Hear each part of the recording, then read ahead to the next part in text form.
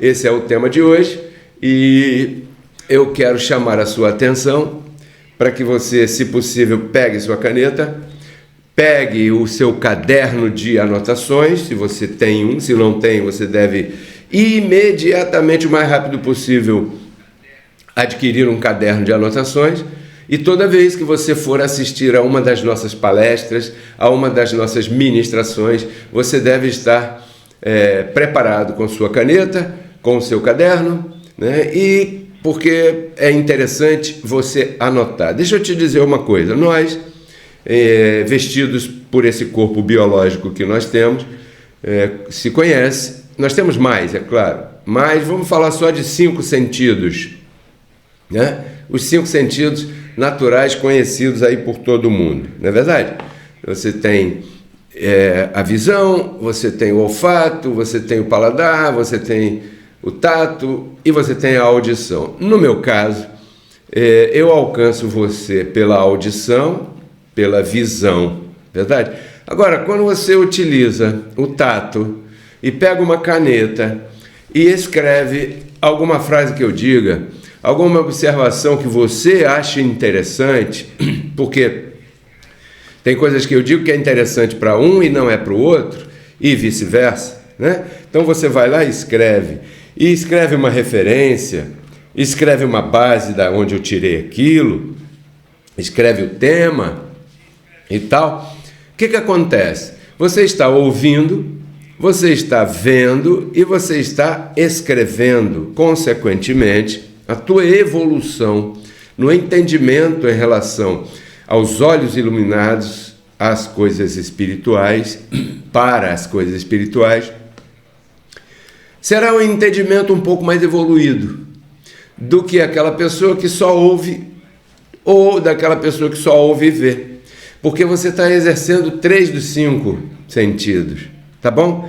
Então sempre sempre que possível, é verdade, pegue sua caneta, sente-se, se acomode, fique em paz, respire e comece a mergulhar nessa grande viagem que eu trabalho, me esforço, me dedico para pegar você pela mão e conduzir você para mais uma viagem, um quadro, uma história.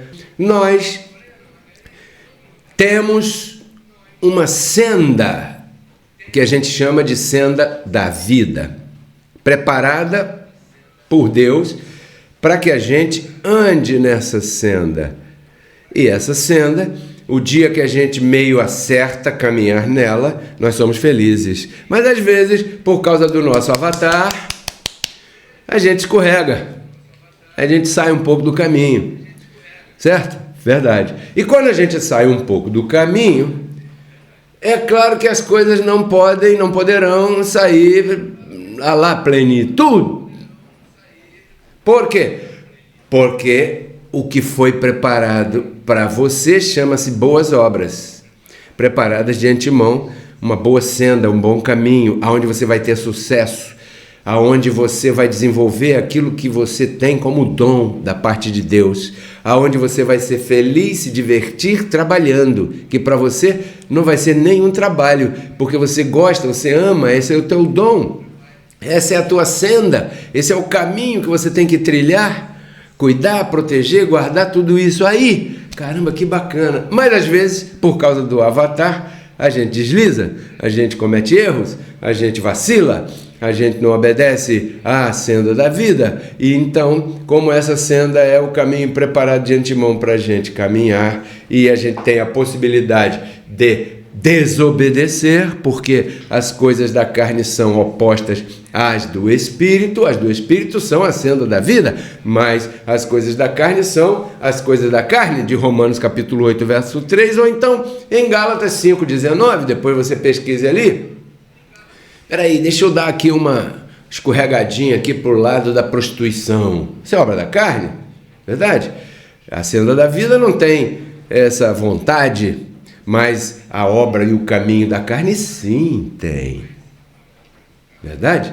Então há um confronto, e você, quando está caminhando na senda da vida, você percebe, porque tudo começa a ir bem para você, tudo começa a dar certo na sua vida, tudo começa a prosperar para você, tudo começa a manifestar a abundância, a plenitude, o gozo, a paz, a alegria.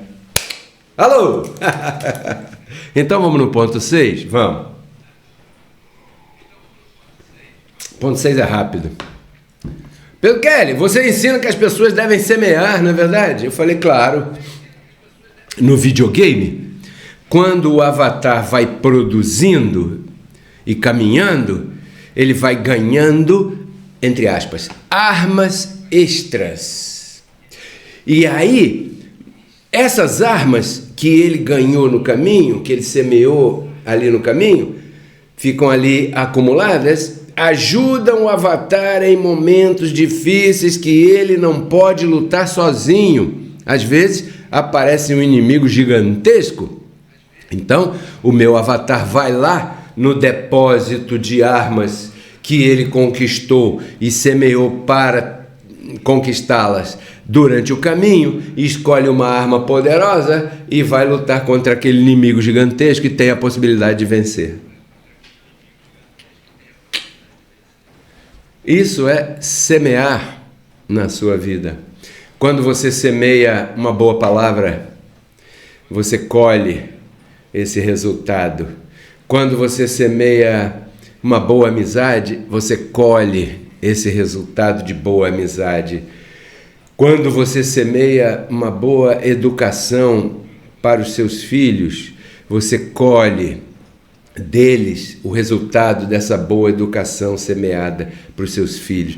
Quando você semeia o respeito à tua mulher, casada com ela, respeitando ela, tratando ela com dignidade, de igual para igual, com amor, com carinho, com tudo isso, né, como uma joia preciosa que você tem na sua vida, você colhe da parte dessa pessoa, que é um Deus que vive contigo, esse tipo de colheita que vem dessa pessoa. Quando você semeia isso, você colhe exatamente isso, porque cada semente dá fruto exatamente igual ao seu gênero. Então, quando você semeia dinheiro, você colhe dinheiro. Eu sou testemunha viva disso. Crescendo em graça, quer dizer, crescendo no conhecimento, tendo os olhos iluminados. João, capítulo 16, verso 33, diz assim: estas coisas eu falo a vocês para que em mim tenhais paz. Palavras do nosso irmão mais velho. Ponto. No mundo tereis aflição, mas confiem, tenham bom ânimo, eu venci o mundo. Nas versões em português diz, tenham bom ânimo. Na minha versão diz, pero confiad, em espanhol, né? Confiem, tenham confiança. Eu venci o mundo.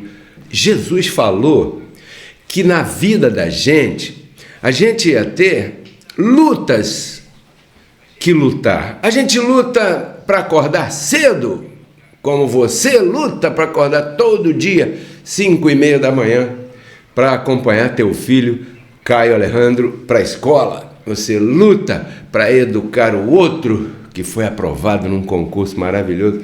Você luta para manter a saúde física. Você luta para produzir o sustento da sua família. Você luta contra uma mentira de uma enfermidade que possa ocorrer no decorrer da existência desse avatar. Ou seja, no mundo você vai ter muitas aflições.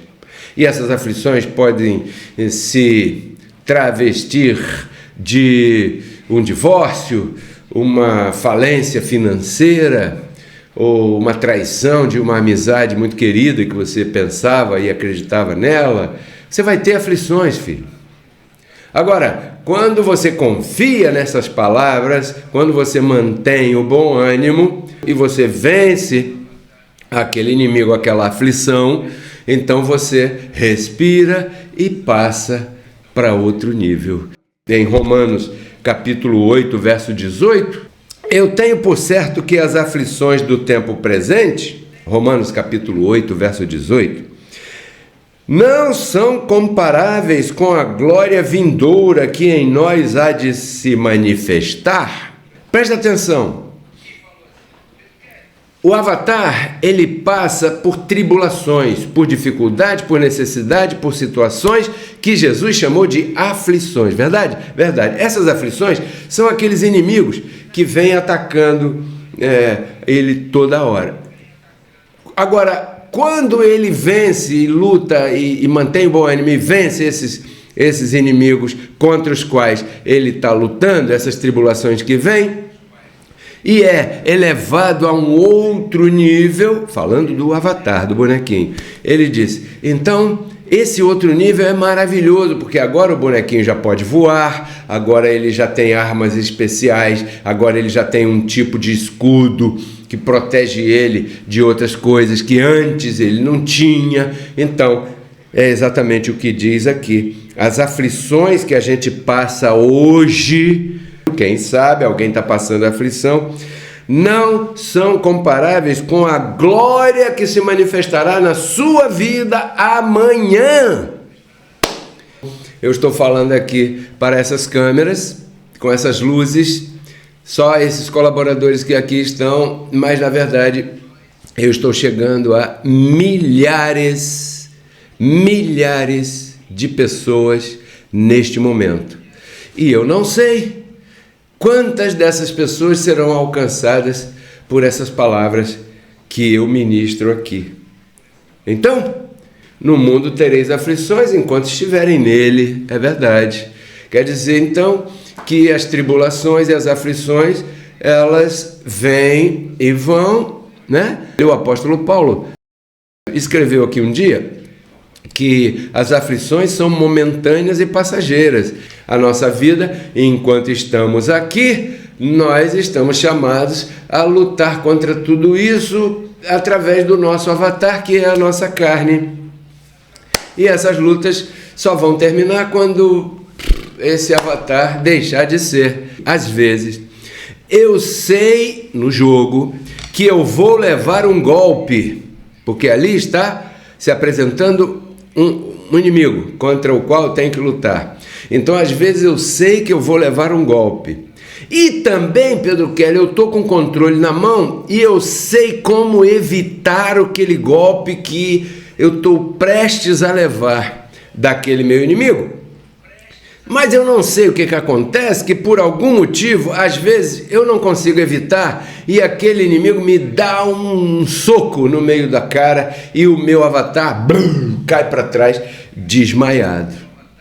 E aí, Romanos, capítulo 7, verso 19 e verso 20, é igualzinho isso que está aqui, que acontece na nossa vida. Diz assim, ó, porque eu não faço o bem que eu quero, ou seja, nem sempre eu acerto. Senão, o mal que eu não quero, eu acabo fazendo às vezes. E se eu faço o que eu não quero, já não sou eu quem faz, senão o pecado que mora em mim. Então, Dagoberto me diz assim, Pedro Kelly, olha só, presta atenção, anota aí uma observação, Pedro Kelly. E eu escrevi. O Dagoberto estava ministrando a minha vida e eu escrevi. Qual é a observação, Dagoberto? Ele diz assim, parece que aqui no meu jogo, no controle do meu equipamento, tem um defeito, que eu sei que vou levar um golpe. Eu sei o que fazer para evitar aquele golpe, mas por algum motivo o avatar não obedece o meu comando. E aí, por algum motivo, eu acabo levando aquele golpe e fazendo mal no jogo e perdendo vidas, perdendo armamento, perdendo estrelinha, perdendo algum benefício que eu tenha ganho até ali. Parece que tem um defeito ali. Eu falei, poxa, Dagoberto, você sabe o que você me lembrou agora? Agora fala aí, anota aí você. Gálatas capítulo 5, verso 17. Presta atenção, isso é como se o teu avatar lá no videogame fosse um e você fosse outro aqui com teu controle. Presta atenção em Gálatas 5,17, diz assim: porque o desejo da carne é contra o espírito. Quer dizer, o desejo do avatar é não obedecer o que você está mandando. E o desejo do espírito é contra a carne. Quer dizer, o controle está mandando fazer uma coisa, mas o avatar não quer obedecer. Parece que tem um defeito aí. E eu disse para ele: Dagoberto, eu sei qual é o defeito. Anota aí qual é o defeito. E este se opõe entre si para que não façais o que quereis. Aí ele falou: mas Pedro Kelly, peraí, por que é que a minha carne se opõe ao meu espírito? Porque se nós estamos juntos, vivendo uma vida aqui humana, não seria muito melhor, muito mais legal, muito mais fácil que essas coisas combinassem e que andassem juntas e que fosse tudo certinho, tudo bacana? E eu disse: exatamente, seria. Mas olha o que diz em Romanos capítulo 8, verso 3. Diz assim: porque o que era impossível para a lei de Moisés, porquanto ela era débil por causa da carne, Deus, enviando a seu Filho em semelhança de carne de pecado, e por causa do pecado, condenou o pecado na carne. Quer dizer que toda a carne tem registrada, condenada, encerrada nela todas as obras da carne, que antigamente eram chamadas de pecado.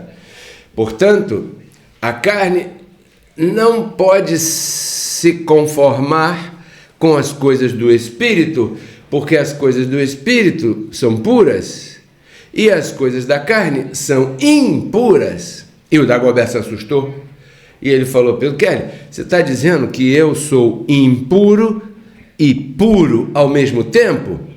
E eu disse para ele: eu vou falar melhor, para não dizer pior. E aí ele se assustou e arregalou os olhos e disse assim: fala, Pedro Kelly. E eu disse para ele: você é ao mesmo tempo Deus e diabo, sem o diabo existir, porque a carne traz tudo aquilo que não presta e o Espírito traz tudo aquilo que presta. E essas são oposições que você carrega durante a tua vida humana. Seria muito bom que você desse o controle aqui, voltando ao videogame, e o teu avatar obedecesse imediatamente, mas você percebe que às vezes ele fica meio lento, né? É por isso. Se você gostou do tema que você acabou de ouvir e deseja conhecer um pouco mais sobre este e outros maravilhosos assuntos, eu te convido a visitar o nosso canal no YouTube Pedro Kelly RCC. Ali estão publicadas todas as nossas palestras e ministrações que têm como objetivo agregar na tua vida valores espirituais, emocionais e materiais. Espero que você se inscreva no canal, que você goste do material e principalmente que você compartilhe com todos os teus amigos. Até breve. Porque Cristo na cruz não transformou a nossa carne, né? Ele resgatou o nosso espírito.